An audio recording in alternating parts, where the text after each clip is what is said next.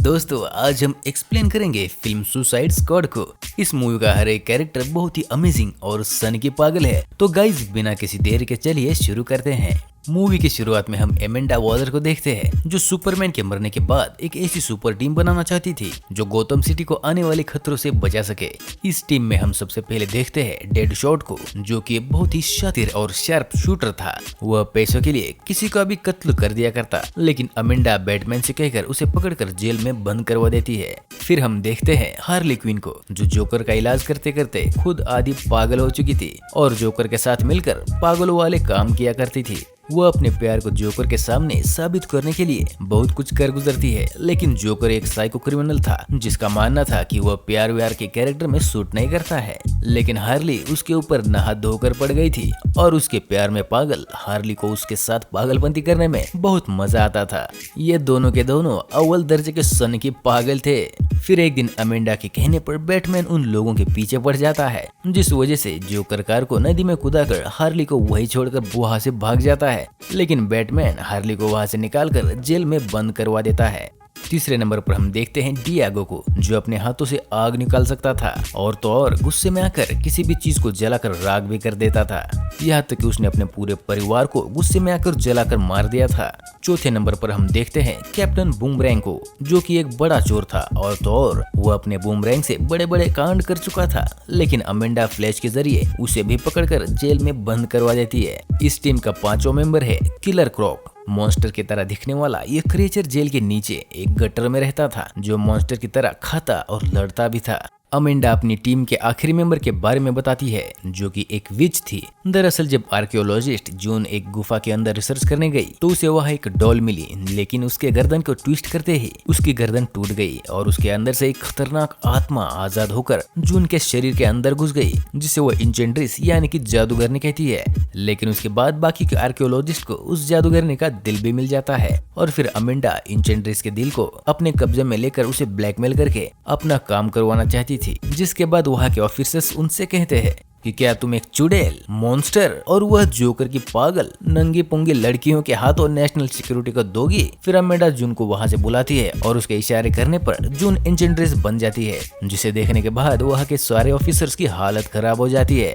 और फिर अमेंडा के कहने पर पल भर में जादूगरनी गायब होकर बहरीन के वेपन मिनिस्टर के कुछ सीक्रेट फाइल्स नेशनल सिक्योरिटी के सामने लाकर रख देती है। अमेंडा उसके दिल को अपने कब्जे में लेकर उसे ब्लैकमेल करके उसे अपनी कठपुतली बना चुकी थी और फिर वो ऑफिसर्स अमेंडा को टास्क फोर्स एक्स का प्रोजेक्ट दे देते हैं। इधर हार्ली के अरेस्ट होने के बाद आधा पागल जोकर पूरा पागल हो जाता है, जिसके बाद उसका एक आदमी उसे आकर हार्ली के बारे में बताता है और फिर जोकर निकल जाता है हार्ली की तलाश में। अब हम देखते हैं जब रात को कर्नल रिक फ्लैग अपनी गर्लफ्रेंड जून के साथ था तो इंचेंट्रिस फिर से आ जाती है। रिक फ्लैग अमेंडा को कॉल करता है ताकि वो उसके दिल को हर्ट कर सके, लेकिन अमेंडा घोड़े बेचकर सो रही थी और फिर इंचेंट्रिस रिक के मन को डाइवर्ट करके वहां से गायब हो जाती है और उस डॉल के पास पहुंच जाती है जिसमें उसके भाई की आत्मा कैद थी। वह डॉल के सर को तोड़कर अपने भाई की आत्मा को आजाद करवा देती है। उसका भाई पूछता है हम कहाँ हैं, जिस पर वह बताती है अभी भी हम उसी दुनिया में हैं, लेकिन अपने समय से बहुत आगे। वो उसे बताती है कि इंसान अब हमारे खिलाफ हो गए हैं। वह कहता है कि वह तो हमारी पूजा किया करते थे, हम तो उनके लिए भगवान थे। इंचेंट्रिस उसे बताती है कि अब वो मशीनों की पूजा करते हैं, ऐसी मशीन बनाऊंगी जो उन्हें तबाह कर देगी और एक बार फिर से इंसान हमारे आगे झुकेंगे और हमारी पूजा करेंगे। आजाद होने के बाद इंचेंट्रिस का भाई मेट्रो के ट्रैक पर आकर पूरे ट्रेन को डिस्ट्रॉय कर देता है। जब अमेंडा को पता लगता है तो वह इंचेंट्रिस के दिल को डिस्ट्रॉय करने लगती है, लेकिन उसका भाई उसे अपनी शक्तियों से ठीक कर देता है और फिर वह एक पावरफुल हथियार बनाने लगती है, जिसके बाद अमेंडा टास्क फोर्स एक्स को एक्टिव कर देती है और सारे स्क्वाड्स के गर्दन में एक नैनो एक्सप्लोजिव फिट कर देती है। यहाँ पर दो और लोग टास्क फोर्स एक्स को ज्वाइन करते हैं। पहला स्लिप नोड, जो कि कहीं भी चढ़ सकता था, और दूसरी थी एक लड़की जिसका नाम था कटाना, जो कि एक कमाल की निंजा फाइटर थी, जिसके पति को कुछ लोगों ने मार दिया था। तब से वह बहुत ही खूंखार वॉरियर बन गई थी और उसने अपने पति के कातिलों को चुन चुन कर मार दिया था। इस पूरे स्क्वाड को लीड करता है जून का बॉयफ्रेंड यानी कि कर्नल रिक फ्लैग। रिक उन सबको उनके सामान लौटा देता है और कहता है तुम्हें लड़ने के लिए जो कुछ भी चाहिए ले लो। इसके बाद हार्ली क्विन जो करती है वो आप खुद ही देख लो भाई।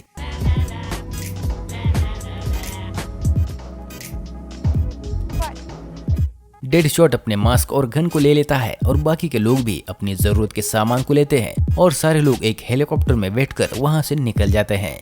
जोकर वहां पहुंचकर उस आदमी के पास जाता है जिससे नैनो एक्सप्लोजिव्स को बनाया गया था और वह उसकी बीवी को किडनैप करके उसे ब्लैकमेल करने लगता है ताकि वह हार्ले के गर्दन में लगे बम को डीएक्टिवेट करवा सके। जोकर हार्ले को टेक्स्ट करता है कि मैं तुम्हारे लिए आ रहा हूँ। फिर उन सभी की नजर आसमान की तरफ एक बहुत बड़ी अजीब लाइट पर पड़ती है जिसे इंचेंड्रिस और उसके भाई ने बनाया था। वह दोनों एक बहुत बड़ी मशीन को बनाकर दुनिया पर राज करना चाहते थे और तभी पूरा टास्क फोर्स एक्स का हेलीकॉप्टर क्रैश हो जाता है, लेकिन सभी लोग ठीक ठाक बाहर आ जाते हैं। स्लिप नोड कैप्टन बूमरैंग के बहकावे में आकर वहां से भागने की कोशिश करता है, लेकिन कर्नल उसकी गर्दन में लगे बम को ब्लास्ट कर देता है। रिक फ्लैग कहता है तुम लोग ऐसे बाज नहीं आओगे और फिर वो डेड शॉट से कहता है कि दूसरा नंबर तुम्हारा है। रिक फ्लैग और डेड शॉट की बिल्कुल नहीं बनती थी। डेड शॉट हार्ले से कहता है कि मेरे को उसकी गांड तोड़नी है। हार्ले कहती है जल्दी तोड़ो। बाद में डेड शॉट कुछ क्रीचर को देखता है और फिर यहाँ पर सारे स्क्वाड और इंचेंड्रिस के सोल्जर्स के बीच फाइट शुरू हो जाती है। वह सारे लोग काफी अच्छा फाइट देते हैं, लेकिन डियागो लड़ने के बजाय छिप जाता है। फिर कुछ क्रिएचर कर्नल रिच को पकड़कर वहां से ले जाने लगते हैं। डेड शॉट हार्ले से कहता है कि अगर वह मारा गया तो हम भी मारे जाएंगे, क्योंकि अमेंडा ने उसे कहा था कि अगर वह मारा गया तो मैं तुम सबको मार दूंगी। और फिर हार्ले अपने हथौड़े से उन सभी को कूट कूट कर मार देती है। फिर हम देखते हैं डेड शॉट अकेले ही अपने बंदूक से सारे क्रिएचर्स को मार रहा है और वहाँ खड़े बाकी के सोल्जर्स और स्क्वाड मेंबर्स उसे देखकर हैरान रह जाते हैं। कैप्टन बूमरैंग डियागो से कहता है कि तुम यहाँ पर क्या सिर्फ तमाशा देखने आए हो? तुम क्या खुद को गोस्ट राइडर समझते हो क्या? जिस पर वह कहता है हाँ मैं पहले गोस्ट राइडर ही था। इंचेंड्रस के सोल्जर्स बहुत से लोगों को पकड़ कर लाते हैं। जब इंचेंड्रस उनसे किस करती है तो उनके सोल्जर्स ही बन जाते हैं। Colonel Rick Flag Deadshot से कहता है कि तुम्हें इन जोकरों की टीम को समझाना होगा, क्योंकि अगर हम लोग अच्छे से नहीं लड़े तो हम सब मारे जाएंगे। इसी दौरान जब हार्ले एक बाइक को देखती है तो उसे जोकर की याद आती है, जब उसने बैग से जोकर का पीछा करके उसे अपने पास रखने के लिए रिक्वेस्ट करी थी। फिर हार्ले क्रॉक से पूछती है कि तुम इंसान क्यों खाते हो, क्या तुम मुझे खाना चाहोगे? जिस पर वह कहता है अगर मैंने तुम्हें खाया तो मैं भी तुम्हारी तरह पागल हो जाऊंगा। हार्ले सबकी नाक में दम कर रही थी। फिर डेड शॉट उसे समझाता है और वह लोग बिल्डिंग की तरफ बढ़ने लगते हैं। सभी लोग उस बिल्डिंग में सीढ़ियां चढ़ रहे थे और हार्ले बड़े स्टाइल से लिफ्ट लेकर ऊपर जाने लगती है, लेकिन लिफ्ट में इंचेंड्रस के 2 सोल्जर्स आकर हार्ले के ऊपर अटैक कर देते हैं, लेकिन वो उन्हें लिफ्ट के अंदर ही पानी पिला देती है। तभी अमेंडा उसे बताती है कि तुम्हारे चारों तरफ कुछ है, जिसके बाद डेड शॉट अपना मास्क लगा लेता है तो हार्ले कहती है डरपोक, जिस पर डेड शॉट उसे कहता है कि मैं सच में तुम्हारी गांड तोड़ दूंगा, फिर चाहे तुम लड़की हो या फिर लड़का। तभी वहाँ पर बहुत सारे इंचेंड्रस के सोल्जर्स उन लोगों के ऊपर हमला कर देते हैं। कटाना अपनी तलवार से उनके टुकड़े कर देती है। इंचेंड्रस के लोग फिर से रिक को ले जाने लगते हैं, क्योंकि वह जून के बॉडी में थी और वो रिक को पसंद करने लगी थी। डेड शॉट डियागो को बहुत गालियां देता है कि डरपोक तुम यहाँ लड़ने के लिए आए हो या फिर पौवे बनाने, जिस पर डियागो को काफी गुस्सा आता है और वो अपने हाथों से आग निकालकर सारे इंचेंड्रस के सोल्जर्स को मार देता है और फिर हार्ले उसे किस करती है। बाद में हार्ले सीढ़ियों के नीचे देखती है तो उसे जोकर के साथ बिताया वो वक्त याद आता है जब हार्ले ने जोकर के कहने पर उबलते केमिकल में छलांग लगा दिया था और उसके पीछे जोकर ने भी छलांग लगाकर उसे निकाल कर किस किया था। बाद में सभी अमेंडा के ऑफिस में जाते हैं, जहां अमेंडा रिक की गर्लफ्रेंड के ऊपर स्टडी कर रही थी। तभी सन की अमेंडा उसके साथ काम कर रहे सारे आदमियों को खत्म कर देती है, क्योंकि कहीं ना कहीं इन सब चीजों की जिम्मेदार अमेंडा भी थी और अगर वो एम्प्लॉय बच जाते तो वह अमेंडा के लिए मुश्किल खड़ी कर सकते थे। फिर अमेंडा उस जगह को छोड़कर जाने लगती है, लेकिन तभी जोकर अपने हेलीकॉप्टर से आकर उन लोगों के ऊपर अंधाधुंध फायरिंग करना शुरू कर देता है और वह हार्ले के गर्दन में लगे बम को डीएक्टिवेट करवा देता है। हार्ले जंप मारकर उस हेलीकॉप्टर में लगे रस्सी को पकड़ लेती है। अमेंडा डेड शॉट से हार्ले को शूट करने को कहती है, लेकिन डेड शॉट जानबूझकर गलत शूट कर देता है और अमेंडा से कहता है माफ करना, गलती से इधर उधर हो जाता हूँ। जिसके बाद अमेंडा जोकर के हेलीकॉप्टर पर हमला करवा देती है और उसका हेलीकॉप्टर क्रैश हो जाता है, लेकिन हार्ले हेलीकॉप्टर से कूद जाती है और जोकर हेलीकॉप्टर के साथ साथ क्रैश हो जाता है। जिसके बाद अमेंडा वहां से भागने लगती है, लेकिन इंचेंड्रस के लोग हेलीकॉप्टर पर अटैक करके उसे पकड़ लेते हैं और उसके साथ साथ इंचेंड्रस का दिल भी अपने कब्जे में ले लेते हैं। अब हम हार्ले को देखते हैं जो कि उदास होकर कार पर बैठी थी, लेकिन जब बाकी के स्क्वाड मेंबर्स वहां आते हैं तो वह उन्हें देखकर खुश होने का नाटक करती है। सारे स्क्वाड मेंबर्स हार्ले के लिए बहुत बुरा फील कर रहे थे। इंचेंड्रस का भाई उसका दिल उसके शरीर में अटैच कर देता है और इंचेंड्रस अमेंडा को अपने कब्जे में लेकर उसके मेमोरी को समझने लगती है। टास्क फोर्स एक्स की टीम अमेंडा को हेलीकॉप्टर से बाहर निकलने के लिए जाती है तो अमेंडा नहीं मिलती, लेकिन डेडशॉट को वहाँ पर एक फाइल मिलती है, जिसके बाद पूछने पर रिक फ्लैग उसे इंचेंड्रेंस के बारे में सब कुछ बता देता है, जिस पर पूरा स्क्वाड मिशन छोड़कर वहाँ से जाने लगता है। और कटाना जो कि अमेंडा के लिए लड़ रही थी, वह भी उन लोगों को छोड़कर उस स्क्वाड के बाकी मेंबर्स के साथ चली जाती है।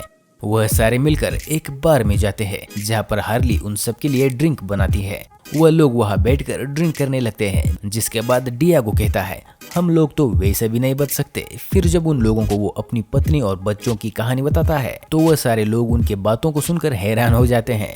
कैप्टन बूमरैंग कहता है कि हम सब अंदर से तो बहुत कमीने हैं, जिस पर क्रॉक्स कहता है मैं तो बहुत खूबसूरत हूँ भाई। और तभी वहाँ पर कर्नल रिक फ्लैग आ जाता है और कहता है सिर्फ जून ही है जिसकी मैं परवाह करता हूँ, लेकिन अगर मैंने उन्हें नहीं रोका तो सब कुछ बर्बाद हो जाएगा। फिर वह उस मिशन को तोड़ देता है जिससे उनके शरीर में लगे बम को ब्लास्ट किया जा सकता था। रिक डेडशॉट को उसकी बेटी के भेजे गए पोस्ट कार्ड्स दे देता है, जिसके बाद डेडशॉट कहता है तुम इसे कलेक्ट करके रख रहे थे, मैं अब तुम्हारे साथ जाऊंगा क्योंकि मेरी बेटी को भी पता चले कि उसका बाप कोई कचरा नहीं है। और फिर हार्ली भी उनके साथ जाने लगती है और वो अपने साथ साथ बाकी के टीम मेंबर्स को भी ले जाती है। वह सारे लोग मिलकर बिल्डिंग की तरफ बढ़ते हैं और कैप्टन बूमरैंग अपने कैमरा वाले बूमरैंग को फेंककर उस जगह का मुआयना करता है, जिसके बाद रिक उन्हें बताता है कि वह बिल्डिंग के नीचे ड्रेनेज में एक बम है, अगर वह बड़ा वाला मास्टर उसके नीचे आ जाए तो मैं उसके चीथड़े उड़ा दूंगा। जिसके बाद क्रॉक कहता है कि यह काम मैं करूंगा। वह पानी के रास्ते उस बम को डीएक्टिवेट करने चला जाता है। वह लोग जब वहाँ पहुँचते हैं तो इंचेंड्रेंस को उन लोगों के वहाँ होने का एहसास हो जाता है। वो रिक और बाकी के स्क्वाड मेंबर से कहती है डरो मत, मेरे सामने आओ, मैं तुम्हें खा नहीं जाऊंगी। अगर तुम मेरे सामने झुकोगे तो मैं तुम्हारा हर सपना पूरा करूंगी।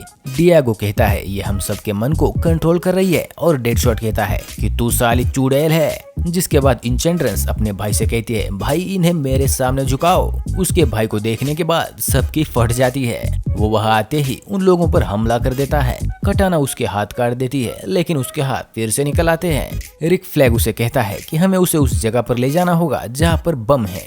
डियागो कहता है कि ये काम मैं कर सकता हूँ, मैं लेकर जाऊंगा उसे।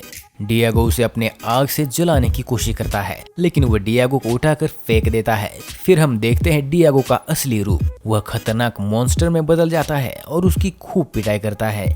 उसे उस बम के ऊपर लेकर जाता है, लेकिन बाद में डियागो कमजोर पड़ने लगता है और फिर डियागो के कहने पर वो लोग बम को फोड़ देते हैं और इंचेंड्रेंस के भाई के साथ साथ डियागो भी वहीं पर मर जाता है। जिसके बाद इंचेंड्रेंस गुस्से में आकर अपनी जादुई मशीन से बहुत सी इंसानी मशीनों को बर्बाद करना शुरू करती है और फिर इंचेंड्रेंस की लड़ाई पूरे स्क्वाड से होती है। वह सारे मिलकर इंचेंड्रेंस से एक साथ लड़ते हैं, लेकिन वो लोग उसका कुछ नहीं बिगाड़ पाते। तभी क्रॉक आता है और इंचेंड्रेंस को उठाकर फेंक देता है, लेकिन वह एक जगह से दूसरी जगह चली जाती है और उन सब के हथियारों को छीन लेती है और कहती है आज तक मुझसे कोई नहीं जीत पाया, अगर जिंदा रहना चाहते हो तो मेरे आगे घुटने टेक दो। जिसके बाद हार्ली कहती है कि क्या तुम मेरा सपना पूरा कर सकती हो, क्या तुम जोकर को जिंदा कर सकती हो। जिस पर वह कहती है हाँ मेरे बच्ची क्यों नहीं। लेकिन हार्ली झुकने के बजाय तलवार उठाकर उसके दिल को काट कर बाहर निकाल लेती है और फिर रिक के इशारे पर क्रॉक एक बम को इंचेंड्रेंस के जादुई मशीन की तरफ फेंकता है और डेडशॉट उस पर फायर करके उसे ब्लास्ट कर देता है।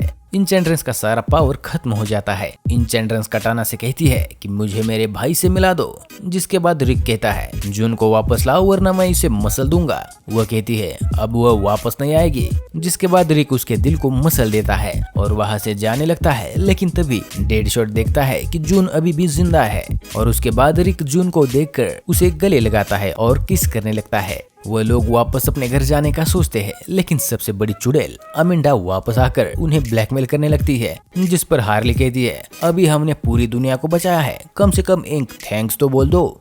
अमेंडा कहती है तुम्हारी उम्र कैद में 10 साल कम किए जाएंगे। डेडशॉट कहता है मुझे एक बार अपनी बेटी से मिलना है। हार्ली कहती है मुझे एक कॉफी मशीन चाहिए। क्रॉक कहता है मुझे टीवी चाहिए, लेकिन कैप्टन बूमरैंग अमेंडा से बदतमीजी करने लगता है। बाद में हम देखते हैं डेडशॉट अपनी बेटी को पढ़ा रहा था और तभी रिक फ्लैग उसे वापस ले जाने आता है। क्रॉक गटर में मस्त टीवी देख रहा था और कैप्टन बूमरैंग को एक जेल में बंद करके रखा गया था क्योंकि उसने अमेंडा के साथ बदतमीजी करी थी। हार्ली वहाँ पर अपने पिंजरे में बैठकर कॉफी के मजे ले रही थी। तभी वहाँ एक जोरदार ब्लास्ट होता है और एक बार फिर से एंट्री हो जाती है जोकर की। जोकर अपनी टीम के साथ वहाँ हार्ली को बचाने आता है और कहता है चलो घर चले। इसी के साथ फिल्म यहीं पर खत्म हो जाती है। तो दोस्तों ये मूवी आपको कैसी लगी मुझे कमेंट करके जरूर बताना, और हाँ, नए हैं तो वीडियो को लाइक करके चैनल को सब्सक्राइब जरूर कर देना।